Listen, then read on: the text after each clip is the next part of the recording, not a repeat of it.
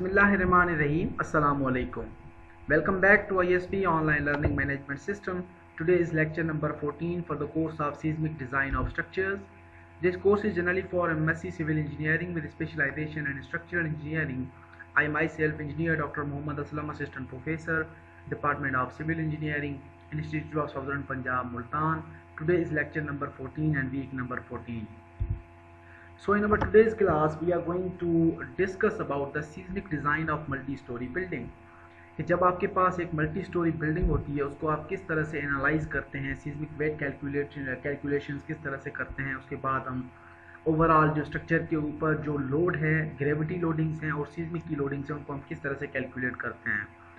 These are your reference text books. In books के अलावा design of dynamic structures या earthquake engineering के हवाले से अगर आपके पास कोई और बुक अवेलेबल है तो उसको भी आप यूज़ कर सकते हैं. Summary of the previous lectures. इस कोर्स को हमने बड़ा ब्रॉड पर्सपेक्टिव में डिस्कस किया है. फर्स्ट ऑफ ऑल हमने अर्थक्वेक को डिस्कस किया, उसके बाद हमने सीज़मोलॉजी डिस्कस की कि सीज़मोलॉजी जो है वो किस तरह से इंटीरियर ऑफ अर्थ बेसिकली जो है वो अफेक्ट करता है या अर्थक्वेक को जनरेट करता है.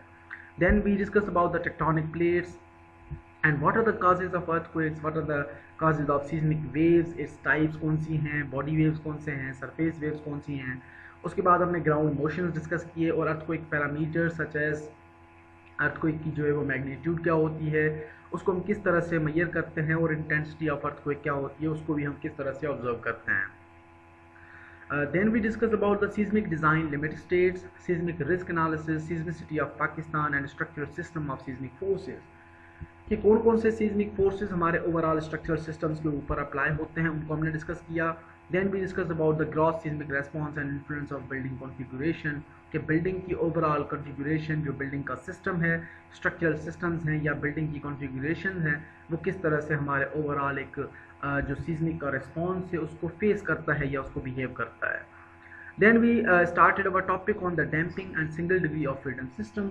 डैम्पिंग के अंदर हमने फोर्स डिस्प्लेसमेंट रिलेशनशिप को डिस्कस किया, उसके बाद हमने equations of motions and frequency and time period को डिस्कस किया. Then we discuss about the damped single degree of freedom system. कि single degree of freedom system under a mass spring constant, under a mass spring system किस तरह से structure काम करता है और डैम्पिंग सिस्टम के अंदर स्ट्रक्चर जो है वो single degree of freedom system में किस तरह से मूव करता है. उसके बाद हमने single degree of freedom system under harmonic loading के जब आपका to and fro load apply होता है, to and fro motions apply होती हैं तो overall single degree of freedom system किस तरह से बिहेव करता है उसको हमने सिंपल डिज़ाइन एग्जांपल से भी डिस्कस किया. उसके बाद जो है वो बैंडविड्थ मेथड से भी हमने उनको डिज़ाइन एग्जांपल्स के साथ कंप्यूट भी किया. Then we discuss about the multi degree of freedom system. के multi degree of freedom system में मास स्प्रिंग कांस्टेंट सिस्टम या हमारा जो स्प्रिंग डैम्पिंग सिस्टम है और दो ओवरऑल जो डैम्पिंग है या जो विस्कस डैम्पर है उससे जो ओवरऑल हमारे स्ट्रक्चर के ऊपर क्या इफेक्ट्स आते हैं उनको हमने कंसीडर किया. उसके बाद हमने eigenvalues and eigenvectors को फाइंड आउट किया. Natural frequency and time period with examples हमने डिस्कस किया. Then in our last class we started our topic on the response spectrum analysis. उसका मेजर कॉन्सेप्ट क्या था, construction steps हमने discuss किए, response spectrum analysis क्या होती है, time history method of analysis क्या होता है. उसके बाद कंबाइंड डीवीएस सिस्टम जो है हमारे पास displacement velocity and acceleration spectrum उसको हमने डिस्कस किया और उसके साथ हमने कुछ डिज़ाइन एग्जांपल्स भी सॉल्व किए थे. और लास्ट क्लास में हमने response spectrum method for multi degree of freedom system के डिज़ाइन एग्जांपल को by using response spectrum method हमने सॉल्व भी किया. So in our today's class we are going to discuss about the seismic design of multi-story buildings. तो जब आप एक multi storey building को ऑब्जर्व करते हैं उसके सीस्मिक वेट को किस तरह से कैलकुलेट करते हैं, सीस्मिक के लोड्स को किस तरह से डिज़ाइन करते हैं, उसके बाद बेस शियर कैलकुलेशन जो है वो हम किस तरह से ऑब्जर्व करते हैं. अब इस डिज़ाइन एग्जांपल के अंदर हम डायरेक्टली जो है वो थ्योरी के ऊपर डिज़ाइन एग्जांपल को कंसीडर करते हुए हम एक डिज़ाइन एग्जांपल को डिस्कस करते हैं. ओवरऑल आपके तमाम जो कॉन्सेप्ट्स हैं वो क्लियर हो जाएंगे. So let's consider a problem statement. We have a 6-story multi-story या 6-story building for a commercial complex. एक commercial building है जिसकी जो 6-story building है उसके plan और dimensions आपको given है फिगर के अंदर. The building is located in seismic zone 3 on a site with a medium soil conditions.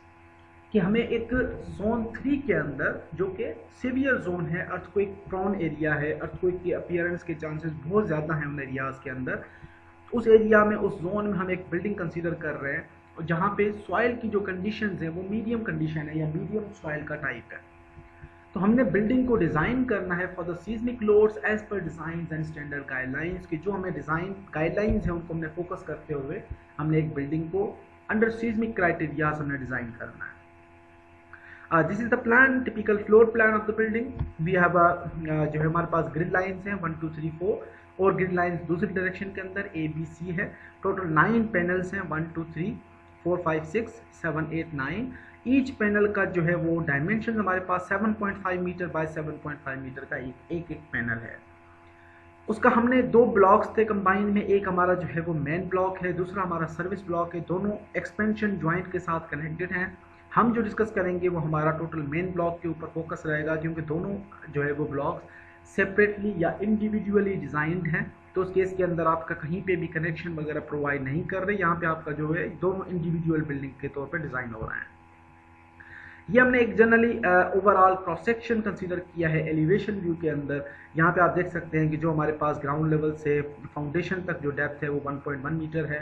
उसके बाद जो हमारा ग्राउंड फ्लोर है वो 4.1 मीटर हाइट है। बाकी जो रेस्ट ऑल फ्लोर्स हैं वो 5 मीटर हाइट के हैं। टेरेस हमारा जो है वो 1 मीटर का है। ओवरऑल बिल्डिंग की हाइट जो है वो 31.5 मीटर की ओवरऑल हाइट है। ये आपकी तमाम बिल्डिंग्स जो है वो उसको हमने कंसीडर किया है। प्लिंथ से ग्राउंड फ्लोर से नीचे जो है वो उसको हम स्टोरी 1 अगर कंसीडर करते हैं तो ये second story, third story, fourth story, fifth and six and 7 stories जो है वो हम कंसीडर कर रहे हैं। उसके बाद हमारे पास फर्स्ट ऑफ ऑल जो स्टेप आता है that is the gravity load calculations. अब ग्रेविटी लोड कैलकुलेशंस के लिए हम जो है वो यूनिट लोड कैलकुलेट करते हैं। फर्स्ट ऑफ ऑल उसके लिए हमने अज्यूम किया कि let's suppose size of the beam and column sections we have. Column जो हम अब फ्लोर या टिपिकल फ्लोर्स के अंदर आपको ऑलरेडी एक आइडिया होगा कि जब हम फाउंडेशंस की बात करते हैं, बिलो ग्राउंड लेवल की बात करते हैं तो कॉलम जो है वो थोड़े से हैवियर डायमेंशन के होते हैं, थिकर कॉलम्स होते हैं। लेकिन जो टिपिकल फ्लोर्स हैं उनके अंदर थोड़ा सा हम स्क्वीज कर देते हैं, डायमेंशन को रिड्यूस कर देते हैं। तो कॉलम जो टिपिकल फ्लोर्स के लिए हमने अज्यूम किया है वो 500 बाय 500 मिलीमीटर का है।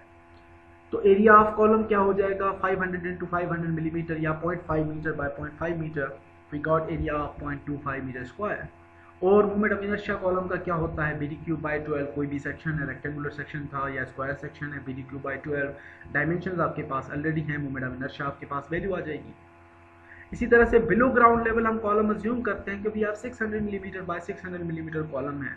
उसका हमने एरिया कैलकुलेट किया, वी गॉट 0.36 मीटर स्क्वायर और moment of inertia 0.0108 metre power 4। Main beams जो हमारी डायग्राम के अंदर देखते हैं ये हमारे पास तमाम जो है वो मेन बीम्स हैं। तो ये हमारे पास टोटल ओवरऑल मेन बीम्स थे। तो मेन बीम जो है उसको हमने कंसीडर किया 300 बाय 600 मिलीमीटर का। At all floors area we got जो है हमारे पास 0.3 metre by 0.6 metre, we got 0.18 metre square और मोमेंट ऑफ इनर्शिया हमारे पास आ जाता है 0.0054 मीटर पावर 4। इसी तरह से ग्राउंड फ्लोर के अंदर जो बीम्स हैं वो भी हमारे सेम मेन बीम सप्लाई हो रहे हैं जो कि हमारे पास 300 बाय 600 मिलीमीटर डायमेंशन हमने अज्यूम किया। तो ओवरऑल एरिया और मोमेंट ऑफ इनर्शिया जो है वो दोनों वैल्यू सेम आ गए। अब आते हैं सेकेंडरी बीम्स के अंदर। सेकेंडरी बीम्स हमारे पास ये फ्लोर बीम्स हैं। फ्लोर बीम्स जो अंदर आपको स्ट्रिप्स नजर आ रही हैं that is basically secondary beams. अब सेकेंडरी बीम्स जो है वो हम कंसीडर कर रहे हैं कि 200 बाय 500 मिलीमीटर के जो बीम्स हैं वो सेकेंडरी बीम्स हैं। उसके बाद हम मेंबर का it self dead weight calculate करते हैं या मेंबर का सेल्फ वेट कैलकुलेट करते हैं। सेल्फ वेट के लिए हम क्या करते हैं कि overall area of the member उसको हम डेंसिटी ऑफ मटेरियल से मल्टीप्लाई कर देते हैं। तो डेंसिटी ऑफ कंक्रीट जो है kilo newton per metre cube में हमारे पास 25 होती है। किलोग्राम पर मीटर क्यूब में हमारे पास जो है वो 2400 या 2350 किलोग्राम पर मीटर क्यूब आप कंसीडर कर सकते हैं। तो हमने यहाँ पे kilo newton per metre cube या पाउंड पर फिट क्यूब के अंदर हम 150 जो है वो पाउंड पर fit cube density of concrete consider करते हैं। तो यहाँ पे हमारे पास जो डेंसिटी ऑफ कंक्रीट है kilo newton per metre cube है वो 25 है। सो मेंबर की सेल्फ वेट हमारे पास कॉलम 500 बाय 500 का था, एरिया 0.5 इंटू 0.5 और density of concrete 25 we got 6.3 kilo newton per metre. Column 600 by 600 we got 0.6 into 0.6 and density of concrete 25 we got 9 kilo newton per metre. Main beams 300 by 600 at the density of concrete 4.5, ground beams again same, secondary beams ribs 200 by 500 और हमारे पास जो load आ जाता है वो 2.5 kilo newton per metre. Slab हमने assume किया कि 100 millimetre thickness slab हम यूज कर रहे हैं। 0.1 हमारे पास जो है वो ओवरऑल यहाँ पे थिकनेस ऑफ द स्लैब आ जाता है 0.1 मीटर और 25 is the density of concrete and we got 2.5 kilo newton per metre square. इसी तरह से हम ब्रिक वॉल या प्लास्टर ब्रिक वॉल और प्लास्टर हम अज्यूम करते हैं कि जो ओवरऑल आपके फ्लोर्स हैं, उन फ्लोर्स के अंदर यहाँ पे जो आपकी वॉल्स आ रही हैं, that is the brick wall basically. अब इन ब्रिक वॉल्स के अंदर हम क्या यूज कर रहे हैं, ब्रिक वॉल प्लस प्लास्टर, जो कि टोटल थिकनेस हमारे पास 230 मिलीमीटर की थिकनेस डेवलप हो रही है।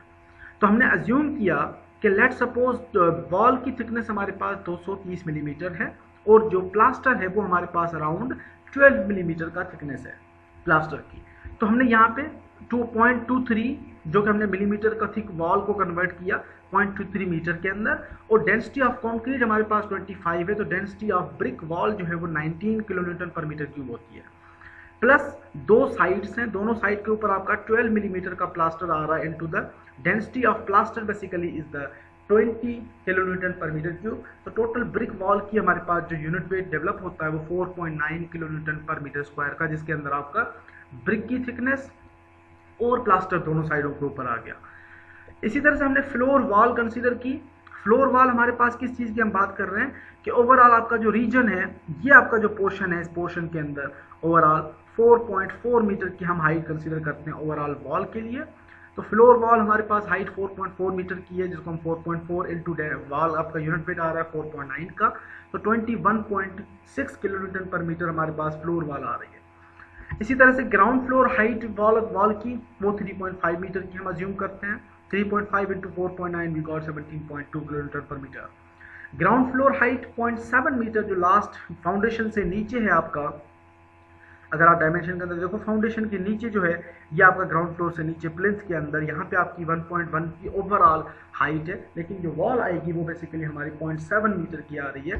तो हमने यहाँ पे 0.7 इंटू 4.9 कंसिडर किया, तो 3.5 किलो न्यूटन पर मीटर। ये था टिपिकल फ्लोर के लिए, ये था ग्राउंड फ्लोर के लिए, और ये था बिलो द ग्राउंड फ्लोर। उसके बाद टेरेस, जैसे हमने बात की कि टेरेस जो है ओवरऑल हमारे अपर फ्लोर के अंदर वो 1 मीटर का टेरेस आ रहा है, तो हम 1 मीटर की टेरेस की यहाँ पे बात कर रहे हैं। तो ओवरऑल हमारे पास जो टेरेस हाइट है वो 1 मीटर है, तो 1 मीटर हमारे पास ब्रिक वॉल यहाँ पे आ जाती है।